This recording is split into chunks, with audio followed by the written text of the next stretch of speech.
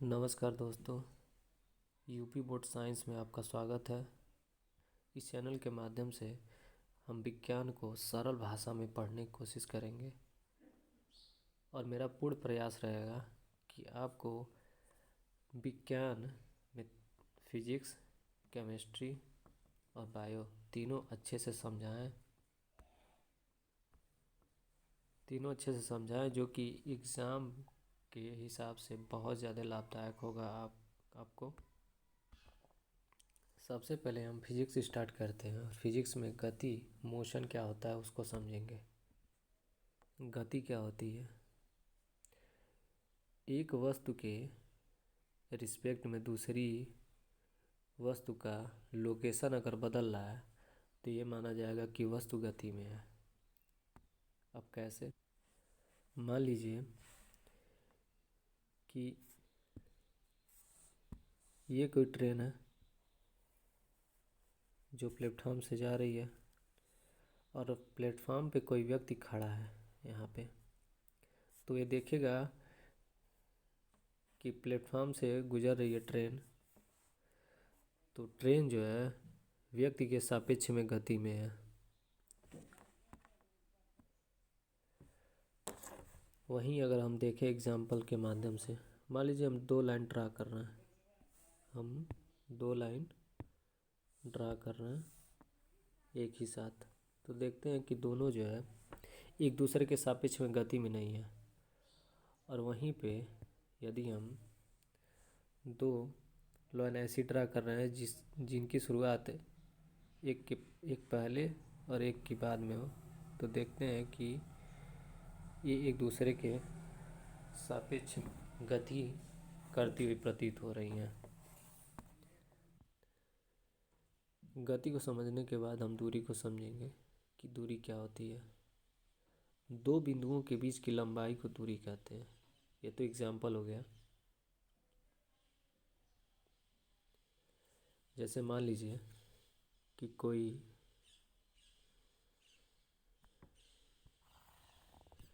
कोई व्यक्ति ए जो है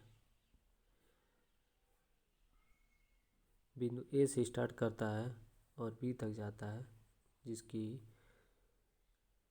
कुल लंबाई 2 किलोमीटर है, और फिर बी से सी पर जाता है जिसकी लंबाई 3 किलोमीटर है। तो व्यक्ति द्वारा चली गई कुल दूरी कितनी होगी?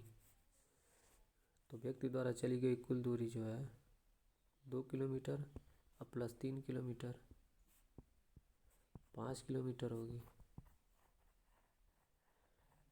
हम यूनिट कुछ भी रख सकते हैं, चाहे मीटर हो या फिर किलोमीटर, दोनों में यूनिट रख सकते हैं। दूरी के बाद हम विस्थापन पढ़ेंगे, यानी डिस्प्लेसमेंट।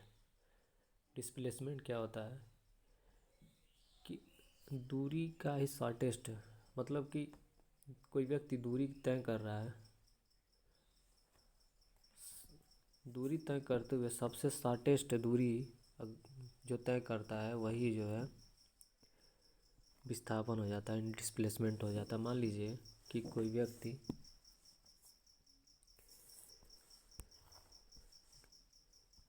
ए से बी की तरफ गति कर रहा है, ए से बी की तरफ जा रहा है जिसकी लंबाई 4 किलोमीटर है, और बी से सी पे जा रहा है जिसकी लंबाई जो है 3 किलोमीटर है, 3 किलोमीटर है। अब हम कहें कि ए से सी तक जाने में किसी व्यक्ति द्वारा जो कुल चाल होगी 4 और 3 7 किलोमीटर होगी। अगर हम कहें कि ए से सी पर जाने के लिए सबसे शॉर्टेस्ट रास्ता कौन सा है, तो ये जो है क्या करेगा, यही सबसे शॉर्टेस्ट रास्ता होगा, सबसे छोटा पथ यही होगा इसके लिए। यदि हम इसको पाइथागोरस प्रमेय से निकालें, पाइथागोरस प्रमेय तो आप लोग जानते ही होंगे, कर्ण का स्क्वायर बराबर आधार का स्क्वायर बराबर प्लस बी कर्ण का स्क्वायर, यानी कि ये जो है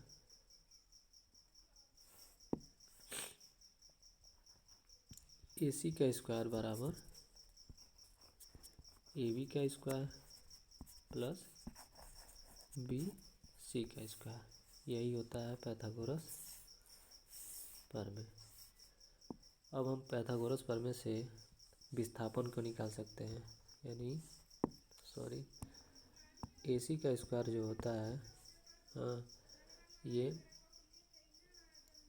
4 का स्क्वायर प्लस 3 का स्क्वायर निकालेंगे तो ए सी बराबर हो जाएगा, ए सी बराबर 5 किलोमीटर हो जाएगा, यानी विस्थापन जो है, यानी विस्थापन 5।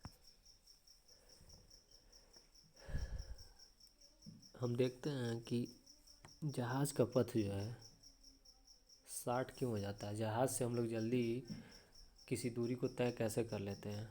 जहाज़ करता क्या है कि वो जो है किसी दूरी को जो है, किसी लंबाई को जो है दूरी में ना होके, दूरी में न चल के विस्थापन में चलता है, यानी कि सबसे शॉर्टेस्ट पथ को सबसे शॉर्टेस्ट पथ को जो है ले करके दूरी को कम कर लेता है, यानी शॉर्टकट रास्ता अपनाता है। इसीलिए जहाज़ से हम लोग कहीं पे जल्दी पहुंच जाते हैं।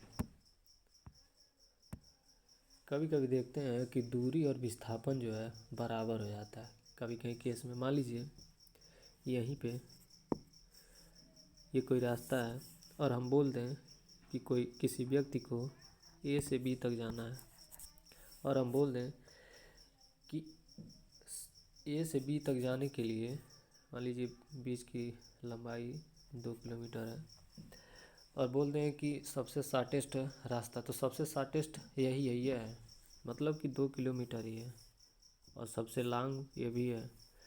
तो कभी कभी होता क्या है कि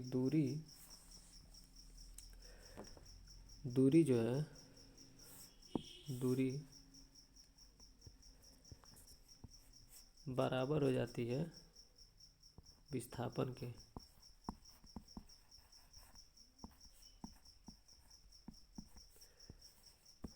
लेकिन हमेशा नहीं होती है। हमेशा दूरी जो है, दूरी बड़ी होती है विस्थापन के।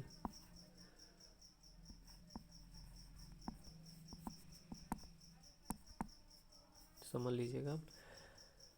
तो इसको हम लिख सकते हैं कि दूरी और विस्थापन, दूरी हमेशा बड़ी होती है। यहीं पे आप देख लीजिए, एग्जाम्पल के माध्यम से हम बताए थे कि मान लीजिए ये दूरी है, तो इसके ए से मान लीजिए डी तक जाना है, तो ये जो दूरी है, तो दूरी देख ही रहे हैं कि बहुत ज़्यादा है, और विस्थापन ये है, तो विस्थापन का रास्ता देखिए कितना छोटा है। तो इसीलिए दूरी जो है विस्थापन से हमेशा छोटी होती है, बड़ी होती है।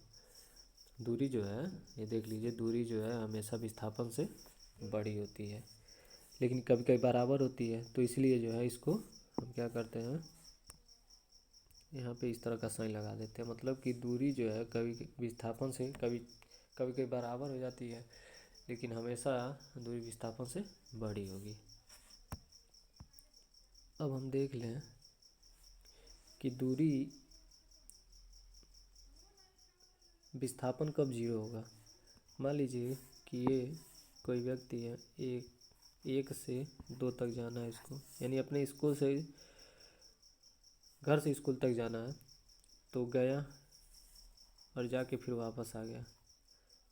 घर से स्कूल गया, स्कूल से फिर वापस आ गया। स्कूल से घर की दूरी जो है 3 किलोमीटर है, तो कुल दूरी कितनी हो जाएगी? कुल दूरी हो जाएगी 6 किलोमीटर। टोटल डिस्टेंस 6 किलोमीटर हो जाएगी। लेकिन विस्थापन जो है, विस्थापन जीरो होगा, विस्थापन जीरो होगा।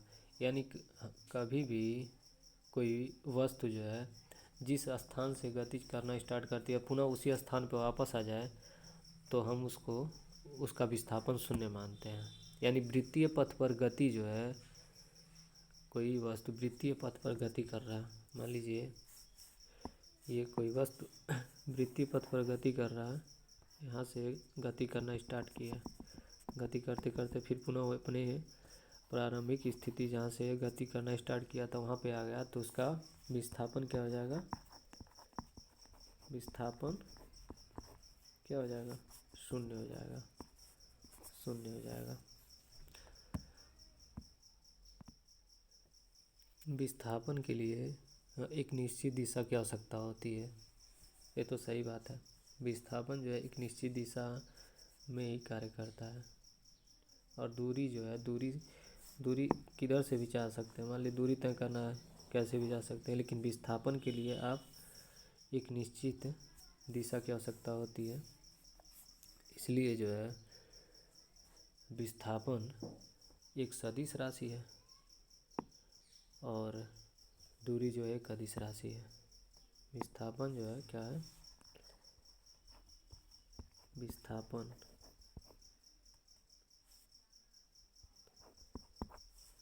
एक सदिश राशि है, ठीक है। यानी इसके लिए दूरी और दिशा दोनों की आवश्यकता होती है। वहीं पे दूरी जो एक अदिश राशि है। सॉरी यार, पेन नहीं सही चल रहा। एक अदिश राशि है। विस्थापन जो है पॉजिटिव, निगेटिव और शून्य तीनों हो सकता है। कैसे हो सकता है, मान लीजिए कि ये यहाँ से कोई व्यक्ति चला, ए बी सी पे गया, फिर टी पे आ गया। अब जो हम कह दिए यहाँ से ऐसे चल रहा है, अब हम बोल दिए मान लीजिए कि 2 किलोमीटर है, 4 किलोमीटर है, 6 किलोमीटर है, ठीक है।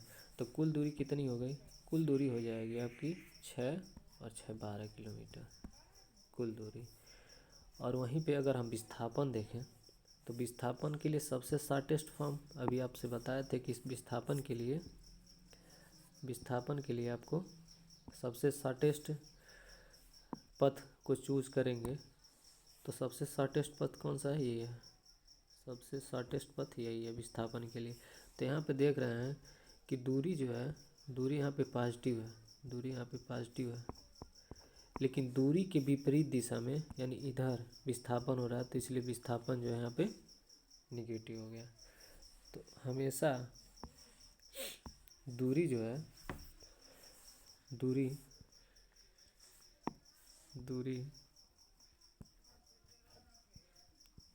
पॉजिटिव होगी, लेकिन विस्थापन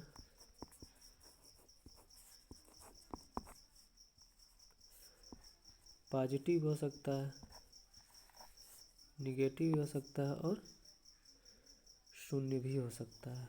अब शून्य कैसे होगा, मान लीजिए कोई व्यक्ति गति ही नहीं कर रहा है, अपने ही स्थान पे यहीं पे खड़ा है, तो दूरी भी शून्य होगी, विस्थापन भी शून्य होगा, सब कुछ शून्य होगा यहाँ पे।